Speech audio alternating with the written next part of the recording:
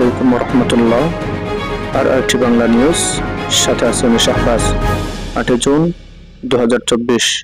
শুরুতেই খবরের শিরোনাম। রোহিঙ্গা জাতির তরে মাস্টার নবী হোসেন সাহেবের ত্যাগ ও বিসর্জন।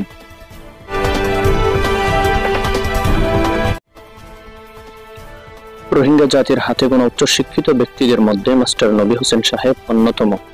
তিনি যেমন উচ্চশিক্ষিত, তেমন একাধারে লেখক, গবেষক, সুভাষী ও দক্ষ ফাইটার এবং বিচক্ষণ কমান্ডার।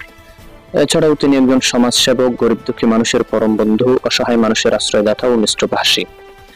মায়ানমার ব্রিটিশ সরকারের পক্ষ থেকে যখন রোহিঙ্গা ক্ষুদ্র জনগোষ্ঠীর উপর নেমে আসে জুলুম নির্যাতনের কালো বৃষ্টি এবং নজিরবিহীন বর্বরতা, তখনই তা রুখে দেওয়ার জন্য 2005 সালে মাস্টার নবী হোসেন সাহেব রোহিঙ্গা যুবকদের যুদ্ধের ট্রেনিং দেওয়া শুরু করে।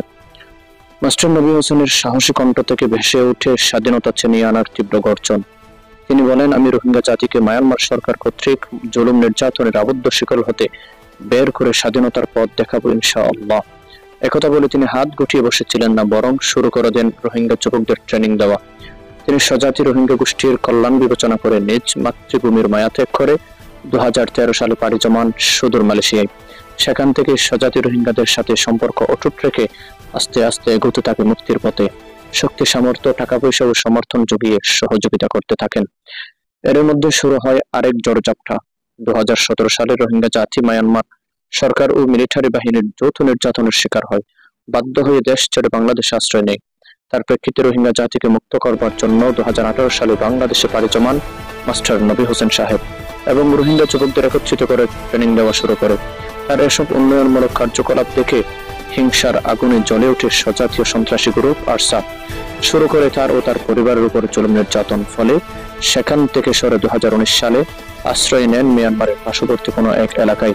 সাথে দলবদ্ধ হয়ে দেশপ্রেমী যুবকদের নিয়ে যায়, আর সেই দলের নাম দিয়ে রোহিঙ্গা আর্মি ARF।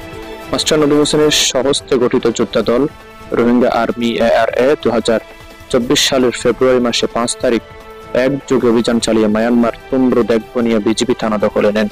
কিন্তু RSUর বিশ্বাসঘাতকতায় দখলে নেওয়া অনেক অস্ত্রশস্ত্র বিদ্রোহী মগবাগের হাতে চলে যায়। তারপরও নির্যাতিত অসহায় রোহিঙ্গা জাতি এখনো তাকিয়ে আছে মাস্টার নবী হোসেন সাহেবের দিকে।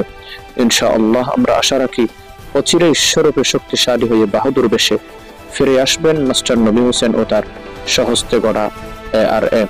এ হলো মাস্টার নবী হোসেন সাহেবের সংক্ষিপ্ত ত্যাগ ও বিসর্জন, যা তিনি রোহিঙ্গাদের তরফ করে গেছেন। আসসালামু আলাইকুম ওয়া রাহমাতুল্লাহ।